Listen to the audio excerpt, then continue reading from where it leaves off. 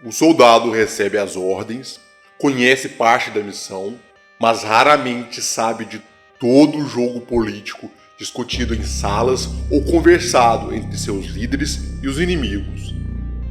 Russos e sírios se viram como peões nesse xadrez geopolítico em um confronto sombrio contra os norte-americanos.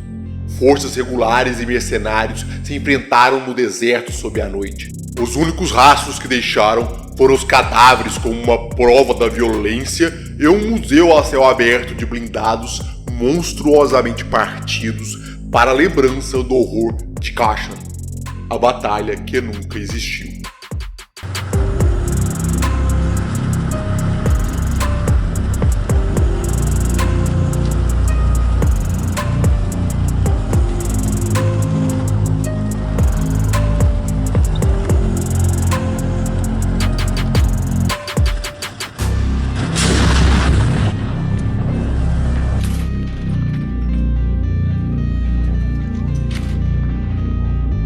Сейчас отзвонился, они колонну выстроились, и один, не доехали до этих метров 300, 700, говорит, до позиции нам. Один взвод вперед пошел, а эти колонны стояла. И они, метров 300 не доехали, те нахуй американский флаг подняли нахуй, и по ним прям артанчила жесткую вещь. А потом... A Guerra Civil da Síria começou com revoltas que escalaram em violência e trouxe a inevitável dor de um Estado esfacelado. O poder abalado de Bashar al-Assad ameaçou deixar um vácuo no Oriente Médio. Se o poder não deixa vácuo, o mero vacilar dele em uma posição tão estratégica foi um chamado para os predadores.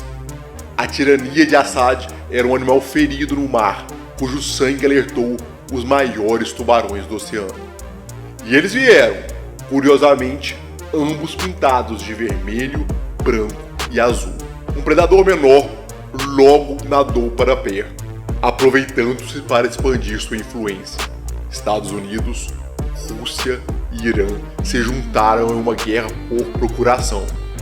Os norte-americanos tiveram especial interesse em estarem presentes. Além dos recursos naturais, tinham desafios como um ponto crucial para combater a influência iraniana ou a influência russa. Em fevereiro de 2018, operadores da Delta Force dos Estados Unidos estavam na Conoco Gas Plant, próxima da vila de Kashan. Eram pouco mais de 20 deles, com a intenção de auxiliar outros poucos membros da Força Democrática Síria. Esses homens a quem ajudavam eram inimigos jurados das forças de Bashar al-Assad, que já estavam a pouca distância dali, logo após o Eufrates, tendo tomado Deir ez-Zor após longos combates em 2017. Os drones avistaram uma estranha movimentação atravessando o Eufrates. A princípio, os americanos não acreditaram no que assistiam. Mais de 200 homens se aglomerando, blindados sendo parados e julgando-se ocultos nas pequenas vilas depois do rio. Homens se reuniam discretamente, mas do alto eram observados por lentes que calculavam com detalhes mortíferos a quantidade de explosivos para os obliterarem. O general norte-americano sacou o telefone e iniciou o contato com os russos.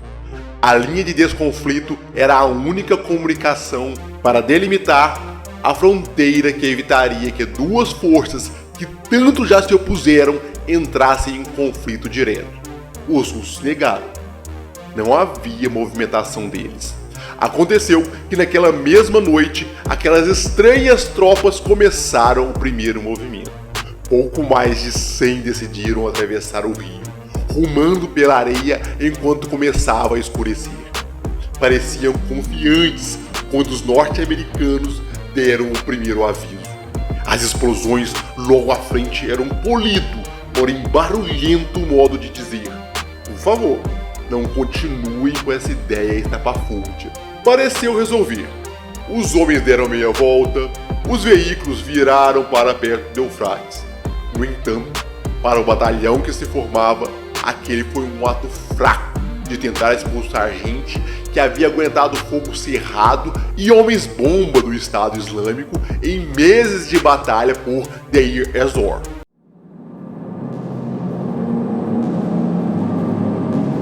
uma massa heterogênea de combatentes começou a se movimentar. Para eles, havia norte-americanos prontos para serem alvos fáceis, com uma tímida linha de defesa. Pobres homens tão enlouquecidos com seus filmes de guerra que não sabiam o que era enfrentar os guerreiros do deserto. Os sírios de Assad queriam de volta suas terras. Junto com eles, militantes afegãos da divisão fatímida, treinados e financiados pelos iranianos, tinham tanto a religião quanto a motivação política. Haviam sido formados para lutar contra o Estado Islâmico, mas desalojar alguns americanos de uma estação de petróleo não lhes parecia tão longe de seus conceitos. O mesmo se podia dizer dos ISIS Hunters, financiados e treinados pelos russos que já tiveram sua prova de fogo ao retomar cidades na outra margem do Eufrates. A força ainda não estava completa. Um ambiente onde o deus da guerra se regozija, como acontece na Síria, não pode estar completo sem uma miríade de etnias se digladiando e vidas se perdendo pelos mais variados motivos. As tropas passaram pelo vilarejo de Al-Tabi'a, onde encontraram paquistaneses da brigada Zainbeil, também treinada pelos iranianos.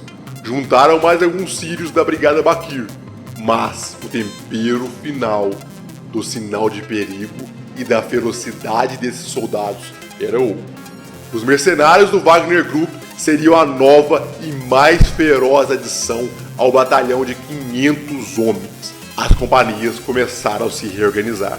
Tanques T-72 e T-55 se colocaram em linha para a marcha. Sob a orientação dos russos, a estratégia se formava. Ninguém sabia quantos deles estavam ali. Para a Rússia, não era nenhum. Mercenários russos? Um absurdo! Não havia nenhum russo ali. Mas relatos posteriores falavam de soldados conhecidos, seja por perícia e experiência, seja por infâmia. Marat Gabdulin tinha 51 anos quando viu os BMP se organizarem com as tropas, colocando russos do Wagner Group e sírios do ISIS Hunter com a mesma caveira dentro do blindado. O mercenário já tinha lutado no Donbass por anos, fora gravemente ferido na Batalha de Palmira e agora se sentia confiante quando recebeu as ordens para que marchassem para o novo alvo. Mais tarde saberia que o motivo da marcha era o fato de que cada estação de óleo ou gás natural retomada pelo Wagner Group teria parte dos lucros revertidos para a companhia mercenária. Junto deles estava também o famoso Vladislav Apostol.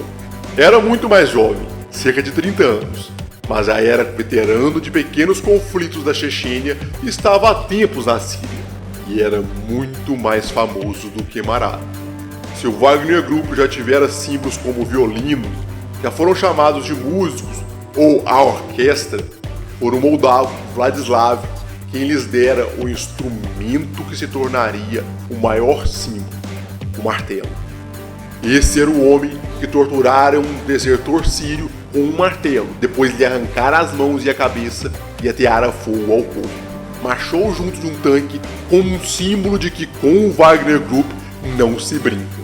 A campanha por Deir ez-Zor fora prova disso, quando o Estado Islâmico fora massacrado pelos avanços duros dos mercenários russos e de gente treinada por eles. As tropas estavam preparadas. 27 veículos serviam como suporte para quase 500 combatentes experientes.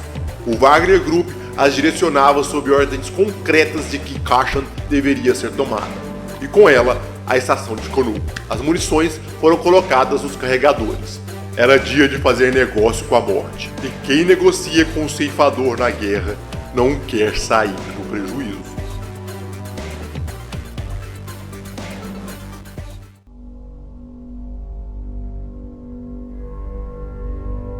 A Delta Force avisou aos sírios da Força Democrática para se prepararem. Era quase 10 da noite, quando os primeiros operadores começaram a se movimentar pelo pequeno posto de combate. Um grupo deles se colocou junto ao obuseiro M777. Além desse equipamento, tinha um pouco mais do que algumas metralhadoras e alguns javelins. Os outros operadores se protegeram acionando a visão noturna e observando pelos binóculos a aproximação inimiga. Esperavam que aquela loucura não continuasse. Naquele horário, o que todos queriam era apenas uma boa noite de sono. Às 22 horas de 7 de fevereiro de 2018 foram marcadas não por sinos ou por um alarme de relógio. Os primeiros T-72 e T-55 dispararam. Muito desagradável depois de um dia quente no deserto, receber 125 milímetros de agressão quando você só quer retirar os coturnos e encostar no travesseiro. Mas se você é um Delta Force, tem que estar preparado para ver fogo chover na sua frente. Nada de fogos de artifício na Disney. Aquilo ali era a noite iluminada por violência. A Delta Force tentou impedir o ataque com fogo do obuseiro. A munição do M777 passeou pela noite e caiu perto da coluna dos inimigos. Tentaram também alguns tiros, mas russos, sírios e afegãos pouco queriam saber de munição 5.56 pipocando no meio das luzes. Continuaram e aumentaram o poder de fogo. Dobraram a aposta, fazendo os americanos correrem como formigas desesperadas. O líder da Delta Force pediu apoio desesperadamente ao ver que a força inimiga não recuava. Fragmentos das explosões voavam pelo acampamento juntamente com areia e gritos para que todos se preparassem para o impacto.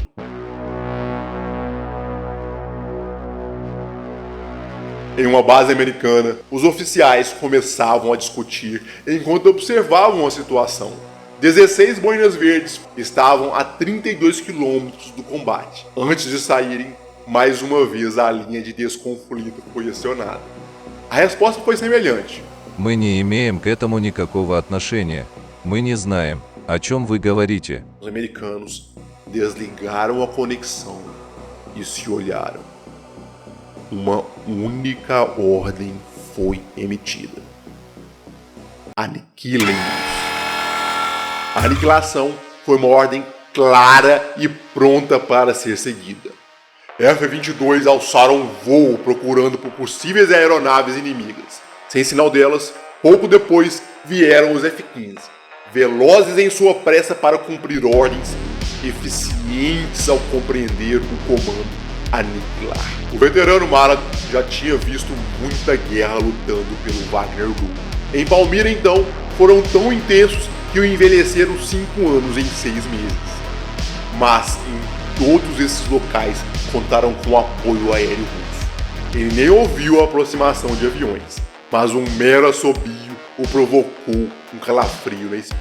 Ouviu a explosão sem saber que 2 drones MQ-1 Predator estavam os observando maliciosamente há horas. Eles se tornaram a primeira e talvez a mais suave nota na orquestra infernal que começaria. Os primeiros gritos de horror se difundiram pelo ar. Marat olhou em volta aturdido, sem saber que os F-15 e outras aeronaves já chegavam. A artilharia síria, que disparava feliz contra o posto de combate americano, foi nivelada com o solo do deserto, desaparecendo nas explosões. Um BMP cheio de combatentes foi elevado do chão, partido feito manteiga. 33 milímetros de armadura, 13 toneladas de aço se partiram, arrebentando homens como se fossem nada. Marat começou a gritar para as tropas se organizarem, mas de repente não havia mais tropas. O AC-130 voou pela coluna com seu M61 girando, tocando uma música que a orquestra não queria ouvir. Homens correram procurando abrigo e foram dilacerados, tendo seus restos espalhados pela areia. Vladislav tinha somente seu rifle em mãos, sentindo-se completamente inútil e indefeso quando viu seus colegas se escondendo pela coluna de blindados. Rado Doncio era outro moldavo. Aos 43 anos, tinha em seu currículo uma prisão na União Soviética e anos de luta pelo Wagner Group. Estava à frente de Vladislav quando veio a outra onda de ataques. Ele simplesmente desapareceu no meio do fogo, o corpo desvanecendo na explosão que levou tantos consigo. A artilharia antiaérea da tropa era composta por canhões de 23mm montados sobre caminhonetes. Sua munição voava rumo às estrelas procurando pelo AC-130. Era quase um sonho tentar destruir o avião. Sonho que se desfez quando um canhão Bofors de 40mm apontou para ele. Um B-52 deslizava entre as nuvens, calmo na segurança de um céu dominado pelas estrelas americanas. Vladislav continuava correndo agarrado à sua sniper, procurando abrigo e gritando para os outros moldavos fazerem o mesmo. Evitava pisar em cadáveres que se acumulavam aos montes. Os gritos das ordens se misturavam ao desespero dos feridos. Outra bomba caiu, fazendo desaparecer um esquadrão completo. Os fragmentos vieram em um furacão de areia, metal e fogo, que envolveram Vladislav jogando o corpo do mercenário pelo deserto. Vivo, mas gravemente ferido, ele se tornou um espectador do horror que continuava.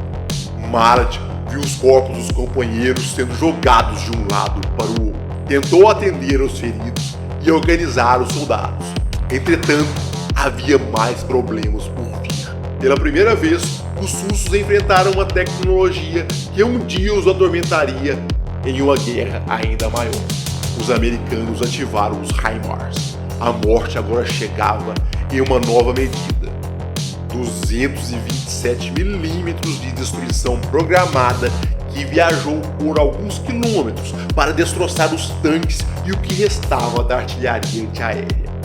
Marat viu as esperanças de sobreviver serem massacradas juntamente com os blindados.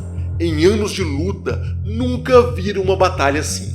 Também nunca tivera ordens como aquelas. No breve momento de suspiro, no meio do caos, parou para se lembrar que nos últimos anos na Síria, lutara sempre com um fator importante. Todo o céu, durante as batalhas, era praticamente dominado pelo exército russo que apoiava Assad.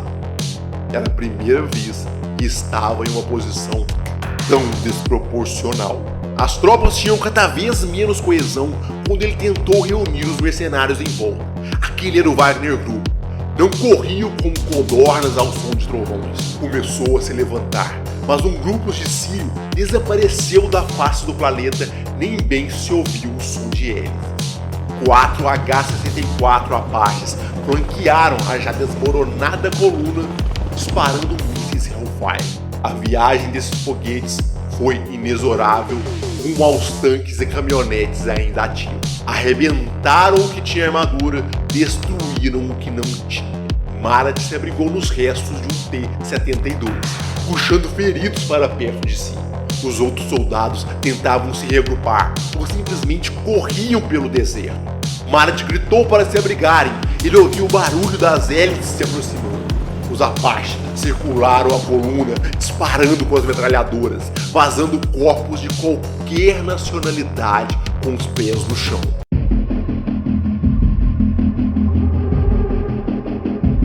A uma distância segura, a força de resposta rápida, formada por boinas verdes e fuzileiros, havia chegado em seus VMRAPs por volta das 23h30. Parados, sem qualquer intenção de serem alvos de fogo amigo, só observaram enquanto os controladores de combate, membros das forças especiais da Força Aérea, indicavam para as aeronaves os locais certos para atacarem. Assistiram ao show de luzes que havia começado 2h30 antes. A coluna inimiga ainda não desaparecera depois daquele horror. Era preciso admitir sua resiliência em permanecer em campo aberto, sob fogo direto, sem qualquer apoio aéreo, enquanto insistiam em avançar. Os poucos veículos ainda intactos começaram a se mexer, e muitos desceram dos blindados destruídos. Talvez pensassem que o fogo americano se esgotara. Os bombardeios haviam parado há 1 hora. Era o momento de usar o último suspiro. A orquestra nunca para de tocar, não importando se alguém desafinou. Boinas verdes e fuzileiros receberam ordem para avançar ao ver que a coluna voltava rumo à caixa. Precisariam se juntar à Delta Force caso fosse necessário dar um suporte maior. Os MRAP se posicionaram preparando as metralhadoras. Alguns dos homens retiraram os Javelin dos ombros e começaram a mirar, procurando pela assinatura de calor dos alvos. O russo Marat estava entre os homens que seguiam quando viu mais uma onda de cadáveres encontrando a areia. Sem desespero, praguejou contra as mães dos líderes que haviam emitido aquelas ordens. O calor de um veículo explodido por um javelin quase queimou seu rosto. Ele abaixou-se e tentou responder o fogo. Já era 1 da manhã. Parecia que o combate ainda era possível. Não mais do que 70 americanos atirando contra eles. A despeito de toda a destruição, muitos soldados da coluna ainda estavam de pé. Haviam se acostumado a serem jogados contra inimigos impiedosos. Aquele era só mais um desafio em uma longa campanha. As baixas foram se acumulando, sem notarem qualquer diminuição dos ataques americanos. Os veículos se incendiaram sob o alvo dos javelins. Um controlador de combate começara a indicar novos pontos para ataques aéreos. As bombas começaram a cair de novo, deixando no deserto as vidas de mais homens. Foi hora de recuar. Marat ajudou a puxar os feridos para os veículos que ainda sobravam. Alguns homens já disparavam em fuga rumo ao rio Eufrates. Fora mais de 1 hora de combate tentando avançar até o objetivo sob fogo intenso.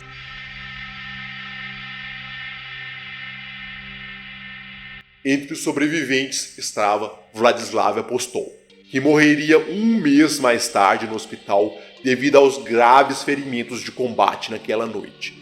Muito se discutiu sobre quantos homens morreram naquele dia. Do lado americano, nenhum ferido, a não ser um sírio. Os russos diriam também que nenhum dos seus estava em combate. Negariam quaisquer baixas de seus cidadãos. Mas o propósito de se usar mercenários é justamente a alegação plausível. E de fato, contando o número de moldavos e mercenários de outras nacionalidades, não seriam tantos russos assim. Existiram números inflados pela história contada boca a boca, mas se especula de 100 a 300 mortos, dos 500 a 550 que marcharam para Kashan. Dentre os mercenários, os números seriam mais variados. Os russos negaram a presença deles. Várias fontes relataram, no entanto, uma lista confirmada de 10 mortes, com estimativas de até 30 baixas dos mercenários. Outros grupos relataram perdas muito maiores, de até 200. O próprio Marat escreveria mais tarde sobre o Wagner Group e contaria sobre a batalha, afirmando o erro crasso de terem sido enviados para Kashan.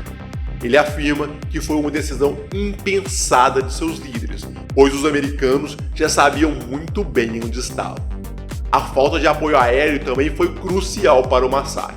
Eles foram jogados em um moedor de carne, algo que Marat explica que vinha acontecendo há muito tempo, principalmente com o objetivo de capturar estações de extração de petróleo ou de gás natural. Esse fato foi um dos que levou a Marat a não aceitar o convite do Wagner Group para a campanha da Ucrânia em 2022, dizendo que o exército russo, mesmo com seu poderio, não estava preparado para uma guerra em larga escala.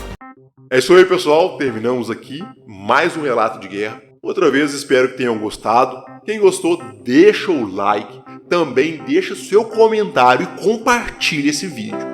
Peço sempre para vocês, gente, preciso da ajuda de vocês aqui. Esses vídeos dão muito, mas muito trabalho de serem feitos, tá? São muitas referências que eu tenho que ler, ainda mais nesse caso que as referências variam muito. E todas elas, as que se contradizem, as que falam uma coisa ou outra, estão na descrição do vídeo, tá? Então, olha, esses vídeos, como eu falei, dão muito trabalho e costumam ser desmonetizados. Então preciso que vocês me deem um apoio, compartilhando, deixando o like e comentando. Preciso mesmo, porque se um vídeo é desmonetizado, o que acontece? Ele perde impacto e perde distribuição. Então com isso fica ruim pra mim.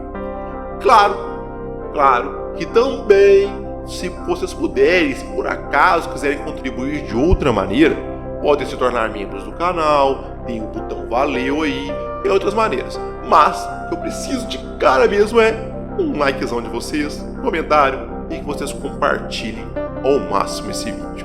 Um abraço para todo mundo e obrigado pelo apoio que vocês têm dado. Também podem deixar nos comentários aí sugestões de outros tipos de vídeo, tá bom?